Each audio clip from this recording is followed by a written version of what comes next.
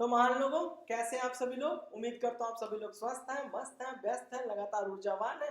तो भाई आईपीओ के पंचनामा में फिर से आप लोगों का स्वागत है।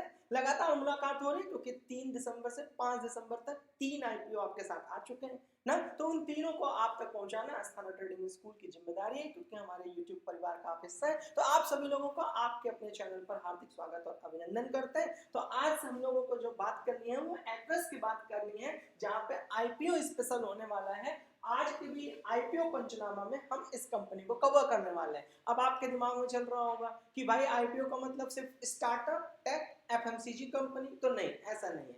हम आज एक ऐसे आईपीओ की बात करने वाले हैं जो बनाता है एरोस्पेस एरोस्पेस का ग्रेड पार्ट्स और प्रिसाइजिंग इंजीनियरिंग कंपोनेंट। यहाँ बिल्कुल एक्वेस का जो आप आईपीओ देख रहे हैं वो रॉकेट तो नहीं है, लेकिन रॉकेट का पार्ट जरूर बनाती है। तो अब ये समझदारी देखनी है कि क्या ये रॉकेट की तरह उड़ेगा भी या फिर फुस्सी बम रह जाएगा। तो थोड़ा सा देखते हैं कि इस आईपीओ के बारे में पूरा पंचनामा करते हैं हम और आप मिलकर। और एक बात का भी आप लोगों के साथ तुरंत आप लोगों को सूचना देते हैं, खुशखबरी वाली वीडियो हमारी 2 दिन पहले पड़ी है, आप उसको जाकर के जरूर देखिए। कौन से बैच में किस तरह की चीजें आपको रिक्वायर्ड हैं वो आप मुझे वहां पर कमेंट बॉक्स में जरूर बताइए। तो आज चलते हैं कि ये भैया कि एक्वेस आखिर करती क्या है। जैसे अभी हम लोगों ने डायरेक्टली आपको बताया भी कि एक्वेस एक प्रिसाइजिंग कंपोनेंट मैन्युफैक्चरर है, खास करके एरोस्पेस सेक्टर में, जिसमें एयरक्राफ्ट, डिफेंस, ग्लोबल ओएमजीज, आप हाई टॉलरेंस मेटल पार्ट्स बनाती है। तो ओवरऑल मैन्युफैक्चरिंग के पार्ट्स में ये काम करती है।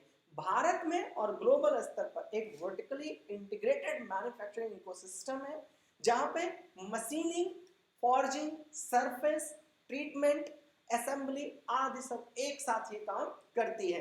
बिजनेस स्टैंडर्ड ने इनके पूरे मॉड्यूल को बहुत अच्छा सा कवर किया है। यदि अगर आप लोग कहेंगे तो हम आपको अपने टेलीग्राम चैनल स्थाना ट्रेडिंग स्कूल पर ये सारे पॉइंट कंटेंट टू कंटेंट दे देंगे, क्योंकि जितने लोग हम लोगों को पहले से जानते हैं या जो आज हम लोगों को जान रहे हो जान ले कि हम जितना भी कंटेंट आप तक देते हैं वो हम अपनी तरफ से कोई पंचायत नहीं करते। हम sources, resources, authentic platform, research और जितने भी एनालिसिस के माध्यम से कही गई ऑथेंटिक जानकारी है, हम उसके सोर्स कोड के साथ ही आप तक कोई भी बात पहुंचाते हैं। तो यहाँ पर बात कर रहे हैं कि ये सिर्फ पार्ट्स नहीं, पूरा मैन्युफैक्चरिंग स्टेक है जो कि ग्लोबल एयरक्राफ्ट मेकर्स की डिमांडिंग पर काम करते हैं। अगर बोइंग और एयरबस का पार्ट चाहिए तो ये ऐसे प्लेयर्स को भी सप्लाई देते हैं। अब बात आती है कि भैया इनका आईपीओ का डिटेल्स क्या है। तो चलिए थोड़ा सा आईपीओ डिटेल्स की बात कर लेते हैं। प्राइस बैंड इनका 118 रुपए से 124 रुपए प्रति शेयर के रूप में क्लोज ओपन हुआ है। तो यहाँ पर जो इन्होंने टोटल इशू साइज दिया है वो 921.1 करोड़, मतलब 921.81 करोड़ रुपए इन्होंने फ्रेश इशू किए हैं, जिसमें 670 करोड़ रुपए इनका फ्रेश इशू है। इशू साइज इनका 921.81 करोड़ है।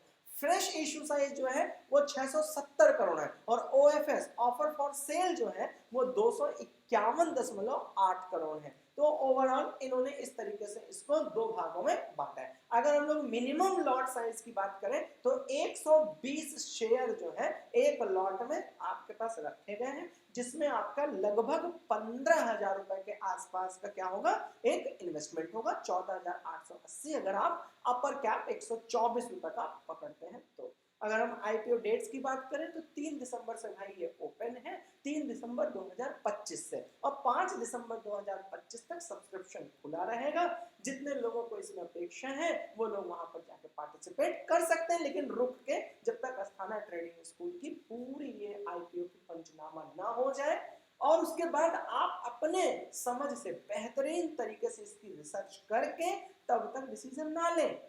क्लियर हो गया। तो अलॉटमेंट की बात करें, लिस्टिंग की बात करें तो 8 दिसंबर 2025 का अलॉटमेंट है, 10 दिसंबर 2025 की इनकी लिस्टिंग है। तो 120 शेयर में आज आप एरोस्पेस कंपनी का पार्टनर होने जा रहे हैं, ठीक है, उड़ान भरने के लिए तैयार हो जाइए। तो अब यहाँ पे थोड़ी सी हम लोग ये भी बात करेंगे कि भैया इनकी पॉजिटिविटी क्या है, इनका मॉड्यूल क्या है, इनकी स्ट्रेंथ क्या है, इनकी वीकनेस क्या है, इनका फाइनेंशियल मैट्रिक्स क्या है, तब तो थोड़ा सा आपको हेल्प मिल पाएगी ना आगे के लिए।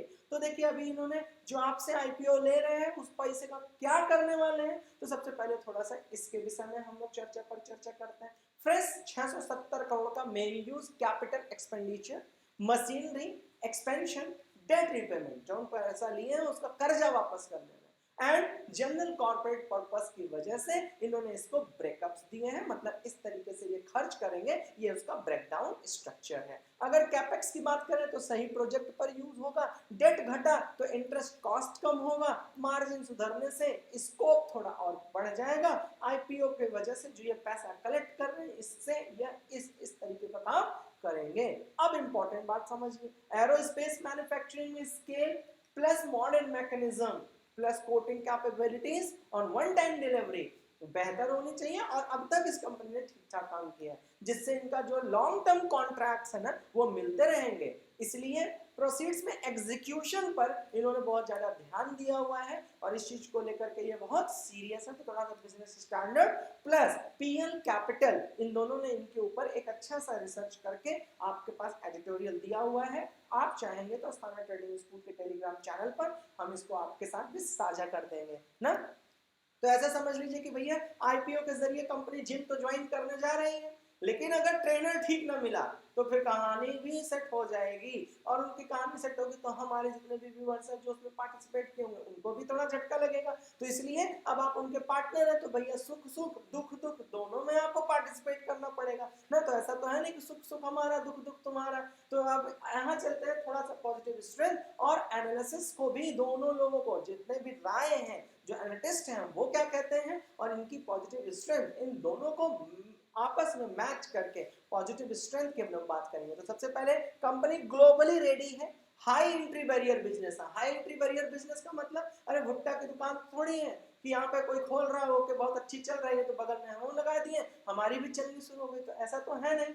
तो यहाँ क्या है कि एक हाई एंट्री बैरियर है, मतलब रातों रात किसी दिमाग में नहीं आएगा चलो यार बैठे बैठे थक गए चलो आओ एरोप्लेन की कंपनी बना देते हैं। तो इनका हाई एंट्री बैरियर है। एक्वास वर्टिकली इंटीग्रेटेड सेटअप है जिसमें इन्होंने अपनी अच्छी मास्टरी कर रखी है।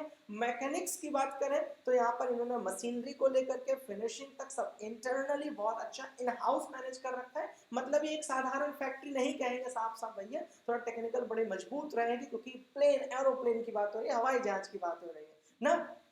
ये उस तरह की बात नहीं हो रही जैसे आप लोग थोड़ा सा समझिएगा कि कई बार ऐसा होता है ना कि आप अपने घर परिवार पूछते हैं, अपने बड़ों से पूछते हैं तो आपको बोल देते हैं ना कि अरे तुम हमको बताओगे यार पूरी दुनिया घूमे होंगे, तो पूरी दुनिया घूमे हैं तो भाई किसी चीज से घूमे होंगे। तो आप उनसे पूछ दीजिए कि भाई अगर पूरा दुनिया घूमे हो तो लाओ पासपोर्ट दिखाओ, लाओ एरोप्लेन की टिकट घूम दिखाओ, तो उसके बाद वो तो डेटा वाली बात हो जाएगी।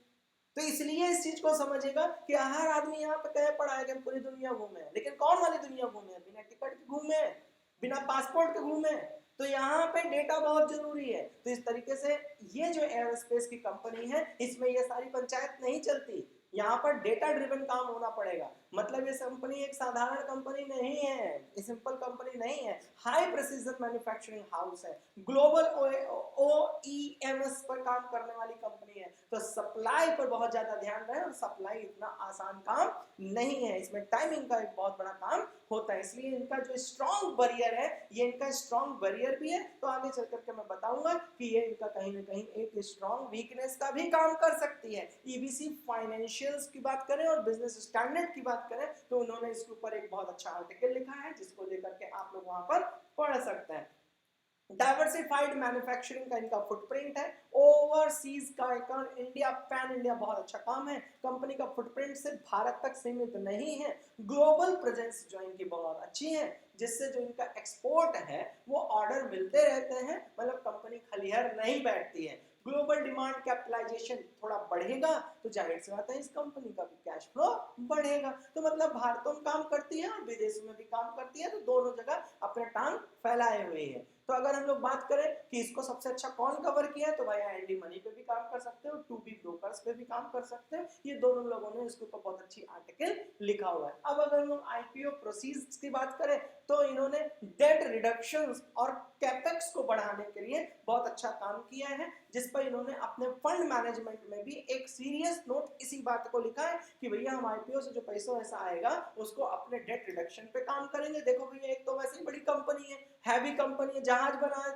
और जहाज का पार्ट तो सस्ता आता नहीं, और सस्ता आता नहीं तो खरीदने के लिए मार्केट में जाएंगे तो ज्यादा पैसे की जरूरत पड़ेगी। अब पैसा ही नहीं रहेगा तो कंपनी आगे सप्लाई क्या कर पाएगी। तो इसमें हाई कैपेक्स की वैल्यू बहुत ज्यादा है। डेट अगर ये कम करेंगे तो जाहिर सी बात है इनको रेवेन्यू में ठीक ठाक मदद मिल जाएगी। क्लीन अप प्लान बना रखे हैं, आईपीओ का फ्रेश फंड इस्तेमाल करेंगे डेट रिपेमेंट पे, मशीनरी पे, इक्विपमेंट अपग्रेडेशन पे, मैन्युफैक्चरिंग कैपेसिटी को बढ़ाने में, ऑपरेशन की स्ट्रेंथ को और मजबूत बनाने में, ये सारे काम करेंगे। अगर ये काम हो जाते हैं तो समझ जाओ इंटरेस्ट कॉस्ट इनकी कम हो जाएगी, इफिशिएंट बेहतर हो जाएंगे। और इसके लिए आपको भी थोड़ा सा काम करना पड़ेगा। हम तो जो बता रहे हैं वो आपके लिए बेस्ट एंड बेस्ट बता रहे हैं, लेकिन आपका भी अपना कोई धर्म बनता है, क्योंकि अपने मरे ही स्वर्ग मिलता है। अब ये नहीं कि मरू मैं स्वर्ग आप चले जाए, तो इसे कोई व्यवस्था तो भैया है नहीं। तो आप क्या करिए, हम लोगों की पूरी वीडियो को देख के, सुन के, समझ के, पढ़ के फिर क्या करिए, जितने सोर्स कोड हमने बताए हैं उसको हमारे टेलीग्राम चैनल पर या हमारे पास कमेंट करिए कि हाँ हमें चाहिए, तो हम आपको भेजें और आप उसको डाउनलोड करके और थोड़ा सा मरने की प्रक्रिया में आगे जाए, तभी ना स्वर्ग की आपको प्राप्ति होगी। तो चलिए उसी में आगे चलते हैं। एयरफोर्स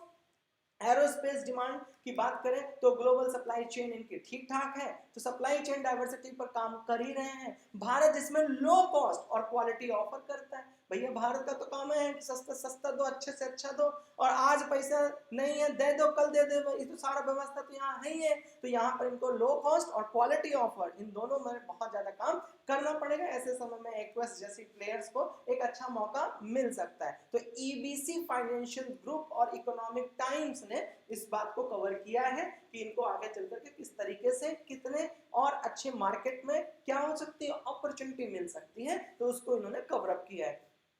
तो ओवरऑल देखा जाए तो ठीक ठाक काम कर रहे हैं। अब यहाँ पर अगर हम लोग इनकी स्ट्रेंथ के बाद थोड़ी सी capacity, consumer, customer, book, specific की बात करें तो देख लेते हैं ये क्या कह रहे हैं। तो भैया कैपेसिटी देख लेते हैं, ऑर्डर बुक्स देख लेते हैं, थोड़ा कस्टमर को समझ लेते हैं। इंटीग्रेटेड फैसिलिटीज जो है ईक्यूज का, एसईजी बेस्ड इंटीग्रेटेड मैन्युफैक्चरिंग बहुत अच्छी है, एडवांस्ड है। रिड्यूस्ड लॉजिस्टिक्स का सपोर्ट है, टाइम टू टाइम मार्केट में बेटर कॉम्प्लायंसेस, एरोस्पेस सर्टिफिकेशन का काम इनको करते रहना पड़ता है, क्योंकि भैया लगातार अपग्रेड तो करते रहना पड़ेगा ना।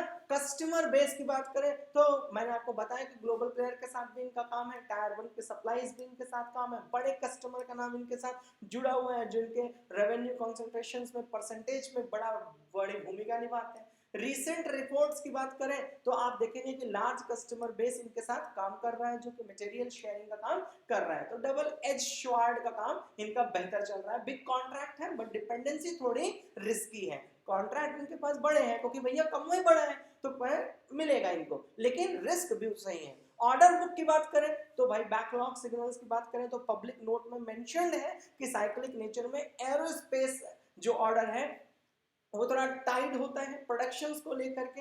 रिसेंट क्वार्टर शोज की बात करें तो ईयर ऑन थोड़ा डिक्लाइन किए हैं 3 से लेकर 4% के बीच में, तो ध्यान देने की तो भाई थोड़ी सी बात है ही है, अन्यथा थोड़ा सा समस्या हो सकती है। तो ओवरऑल ठीक ठाक काम किए हैं। तो फाइनेंशियल हेल्थ की भी थोड़ी बात कर लेते हैं, क्योंकि भैया क्या कमाने गए थे, कितना कमाए, कितना बचाए, क्या घर लेके गए, यही इंपॉर्टेंट है। तो फाइनेंशियल मैट्रिक्स को भी थोड़ा सा समझ लेते हैं नंबर्स और चेकलिस्ट के माध्यम से। देखो भैया ऑडिटेड कंसोलिडेटेड स्टैंडअलोन के माध्यम से जो की चीज हम लोगों ने रिसर्च करी है उसके माध्यम से हम आपको बताने वाले हैं कि रेवेन्यू 2025 में जो है रिसेंट एफआई में मतलब फाइनेंशियल ईयर में 924.6 करोड़ रुपए के आसपास इनका रेवेन्यू था।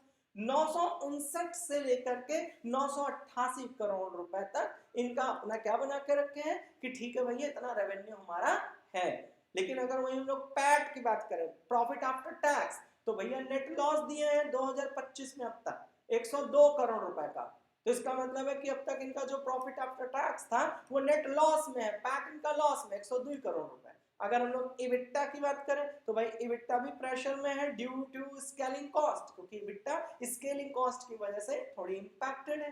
फाइनेंशियल कॉस्ट जो है वो भी इबिट्टा मार्जिन हेल्दी है, लेकिन ऑपरेटिंग लेवल जो है पैट निगेटिव होने की वजह से वो भी इंपैक्ट कर जा रहा है। अब बहुत सारे लोगों को लग रहा होगा कि ये मैं कौन सी पंचायत कर रहा हूँ, कौन कौन से शब्दों का इस्तेमाल कर रहा हूँ, एक तो रामायण चल रही ऊपर से संस्कृत की भाषा चल रही। तो भाई देखो तुमको ये सारे शब्दों का ज्ञान रखने पड़ेगा अगर आप इन्वेस्टर हो तो। अगर आप इन्वेस्टर की दुनिया में हैं, ट्रेडिंग की दुनिया में हैं, तो भैया ये इस तरीके से से जागरूक होकर के आपको एकदम लग करके काम करना ही पड़ेगा। इन सारे शब्दों की जानकारी लेकर एकदम डीप रिसर्च करना ही पड़ेगा, नहीं तो नाम के वॉरेन बफेट तो बनना नहीं है। और अगर तुमको लगता ही है कि जान देना और इतना नहीं पढ़ना है, कोई बहुत बड़ी व्यवस्था नहीं है, इन्वेस्टमेंट करना है, तो देखो मैं आपको एक सरल उपाय बता देता हूँ। बस अपने जेब से एक सिक्का निकालो, हेड आवे तो लगा दो, टेल आवे तो न लगाओ। लेकिन एक बात समझ लो भैया, इस तरीके की ट्रेडिंग और इन्वेस्टमेंट नहीं होता है। आपको इन सारे शब्दों की जानकारी लेनी पड़ेगी, कंपनी का फंडामेंटल, कंपनी का टेक्निकल और कंपनी को रिसर्च करने का तरीका आपको आना ही चाहिए। अब ये तो हो गया प्रश्न, अब उत्तर भी आपके साथ है। यदि अगर आपको समस्या फेस होती है तो अस्थाना ट्रेडिंग स्कूल एकमात्र इंस्टीट्यूशन है जो कि खाली सिर्फ और सिर्फ हमारा बैकग्राउंड एजुकेशन कर रहा है और हम आपको शिक्षा के लिए डेडिकेटेड हैं। तो आप हमारी ऑफलाइन और ऑनलाइन दोनों बैचेस कर सकते हैं। तो भैया प्रमोशन भी कर दिया, चलो अब एक कदम आगे चलते हैं। लेवरेज, डेट और इक्विटी की बात करें तो 0.9 से लेके 1.0 तक रेंज में वर्किंग कैपिटल और जो बोरोइंग नोटेबल बना रखा है उन्होंने ठीक ठाक काम किया। फ्रेश इश्यूज की बात करें तो देखना यह है कि पोस्ट आईपीओ लेवरेज कितना घटा के आता है और इसको एचडीएफसी सिक्योरिटीज ने ठीक ठाक कवर किया है। तो एक बार वहां पर भी जाकर के इसको पढ़ लीजिएगा, क्योंकि थोड़ा सा वहां पर आपको ध्यान देने की आवश्यकता है। अब इसी में थोड़ा सा एक कदम आगे चलते हैं, तो भैया रिस्क भी समझ लेते हैं। ये बातें आपको बहुत इंपॉर्टेंटली पता होनी चाहिए भैया। जितना पॉजिटिव बात पता होनी चाहिए उतना नेगेटिव बात भी पता ही होनी चाहिए। तो कंपनी अभी तक लॉस मेकिंग रही है, ये बात तो किसी छुपी नहीं है, हम तुमको आपको बता ही दिए शुरुआत में।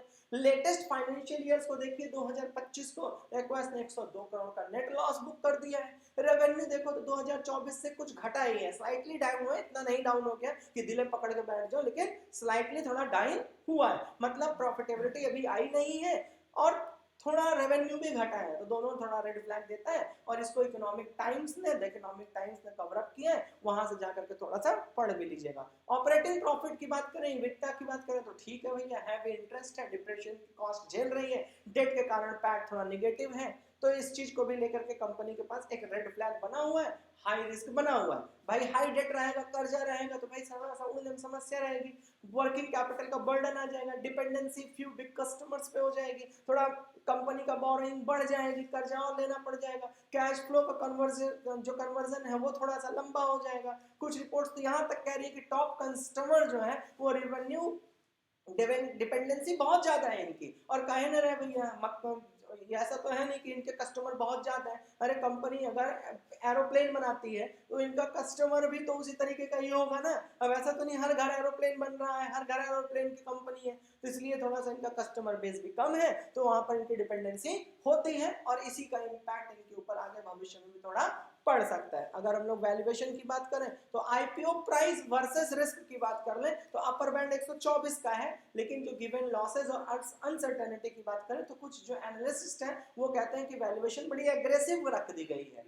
तो थोड़ा भाई आजकल तो वैल्यूएशन बड़ा एग्रेसिव का काम है चल रहा है, कंपनी के अंदर फंडामेंटली कुछ हो चाहे ना हो, वैल्यूएशन बड़ी अच्छी होनी चाहिए। हर जगह वैल्यूएशन का गेम है, तो और वैल्यूएशन का गेम दिखा सबको मोटिवेट किया जा रहा है। तो कोशिश करिए कि आप अस्थाना ट्रेडिंग स्कूल के दोनों प्लेटफॉर्म से जुड़े रहिए, ऑनलाइन और ऑफलाइन। साथ ही साथ हमारा टेलीग्राम चैनल भी जरूर ज्वाइन कर रखिए, जहां हम आपको समय समय पर हर एक एजुकेशन सेक्टर से जुड़ा हुआ स्टॉक मार्केट के रिगार्ड्स हर जानकारी पहुंचाते रहते हैं। अगर हम लोग सेगमेंट्स की बात करें तो वाइजली परफॉर्म कर रही है, इसमें कोई दो राय नहीं। क्यों? क्योंकि भैया क्या बना है, कपड़ा तो बना नहीं रही है, अरे भैया बना रही है जहाज, तो जहाज बना रही है, अगर उसमें वाइजली अगर काम नहीं करेगी तो वहां पर बहुत तेजी से एग्रेसिवली इनका लॉस भी हो जाएगा ना। तो यहाँ पर एरोस्पेस वर्सेस कंज्यूमर्स की बात करें तो एक्वेस सिर्फ एरोस्पेस पार्ट नहीं बना रही है, थोड़ा कंज्यूमर सेगमेंट्स में भी काम कर रही है, अप्लायंसेस बना रही है, स्मॉल गुड्स बिग सेक्टर में काम कर रही है, तो इसमें भी धीरे धीरे थोड़ा थोड़ा काम कर रही है।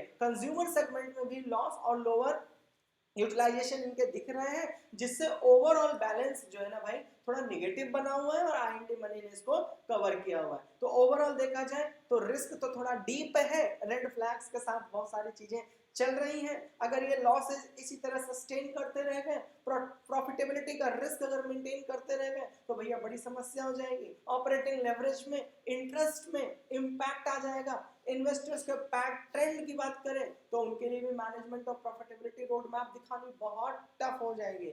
ऑर्डर्स पे बहुत काम करना पड़ेगा, रेवेन्यू साइकिल को बहुत अच्छा मेंटेन करना पड़ेगा, अन्यथा इनके साथ वहां पर भी एक रेड फ्लैग बहुत बड़ा बना हुआ है। हाईली वर्किंग कैपिटल और लेवरेज हर दिन इनको बहुत ज्यादा मैनेज करना पड़ेगा। इन्वेंट्री हमेशा इनके लिए एक बहुत बड़ा विषय बनी रहेगी। रिसीवेबल मतलब जो पैसा ये कहीं खर्च वर्च किए हैं, कहीं बना करके दिए हैं, तो वहां से जो पेमेंट आनी है वो भी ठीक ठाक टाइम पे आ जाए, नहीं तो अगली वाली चीज बनाने के लिए उनके ऊपर बहुत बड़ा दबाव आ जाएगा, बोरोइंग बढ़ जाएगा। तो ओवरऑल इस पॉइंट ऑफ व्यू से इन्होंने ठीक ठाक काम किया हुआ है, कोई बहुत बड़ा चैलेंज मुझे तो फिलहाल नहीं दिख रहा है। कोई ऐसा चैलेंज होता तो यकीनन मैं बताता। और दूसरी चीज वैल्यूएशन वर्सेस फंडामेंटल, मैंने आपको बताया है कि वैल्यूएशन थोड़ा सा भाई आज की डेट में गंदा काम कर रही है। हर आदमी वैल्यूएशन का गेम, हर कंपनी वैल्यूएशन को बढ़ाए पड़ी हुई है। तो इस चीज को लेकर के थोड़ा सा हम लोग सीरियस हैं। थोड़ा सा भाई जान लेते हैं कि बड़े लोग क्या कह रहे हैं, इन्वेस्टर्स क्या कह रहे हैं, FIIs DIIs क्या कह रहे हैं, क्या कह रहे हैं बड़े बड़े रिसर्चर्स क्या कह रहे हैं, आपके एडवाइजर एंड एक्सपर्ट्स टीम, तो थोड़ा सा उनको भी समझ लेते हैं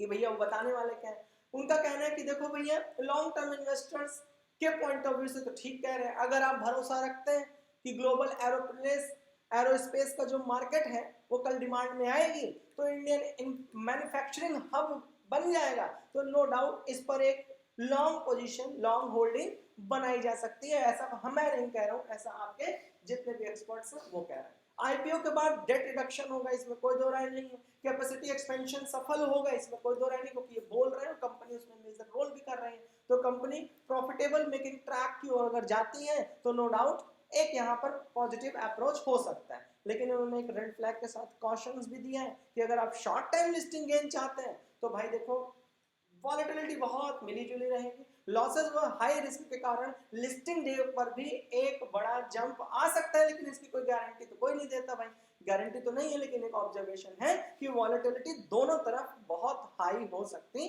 है। तो high volatility plus debt risk दोनों यहाँ पर है, तो जो कि बहुत ज्यादा आप लोगों को पसंद नहीं आने वाला है। तो इसलिए ओवरऑल थोड़ा सा इनको दिक्कत होगी। Aerospace plus export exposure plus working capital की डिपेंडेंसी इनके लिए लगातार बनी हुई है। तो देखो भाई मिला जुला जो ये सारे लोग कह रहे हैं, ICICI डायरेक्ट, चाहे बिजनेस स्टैंडर्ड, ये जितने भी लोग कह रहे हैं वो ये कह रहे हैं कि देखो भैया दो तरह के इन्वेस्टर होते हैं। एक होता है इन्वेस्टर, एक होता है पेशेंस वाला ना। एक होता है आजे पेड़ लगाया आजे आम खाना है, एक होता है कि उसको बढ़िया से पानी देगा, सींचेगा, बड़ा बनाएगा, फिर बाद में तोड़ेगा। तो इनका कहना है कि जो बाद वाले हैं, जो पेशेंसफुल इन्वेस्टर हैं, वो इसमें काम कर सकते हैं। जिनको शॉर्ट टर्म ट्रेडिंग वाले काम करते हैं तो वो थोड़ा सा अवॉइड रखने के लिए बोल रहे हैं, और हम दोनों बात नहीं बोल रहे हैं। क्यों? क्योंकि अस्थाना ट्रेडिंग स्कूल इस तरीके से buying and selling and recommendation और ओपिनियन कोई पोल ही नहीं करते, खाली एक काम करते हैं, एजुकेशन एजुकेशन और एजुकेशन। जब आप खुद में सक्षम हो जाएंगे, खुद के पैरों पे खड़े हो जाएंगे, खुद की समझ बढ़ जाएगी, तो आपकी डिपेंडेंसी कहीं रहेगी नहीं। तो इसी मुहिम में अस्थाना ट्रेडिंग स्कूल आप लोगों के साथ लगा हुआ है, और हम आपसे उम्मीद करते हैं कि अगर आपके लिए हम बेहतर कर रहे हैं तो आपका भी काम है इस परिवार को बढ़ाना, अपने लोगों तक पहुंचाना। तब तक आप सभी लोग अपना ख्याल रखिए और अपने ख्याल का भी ख्याल रखिए। तब तक के लिए साइनिंग आउट।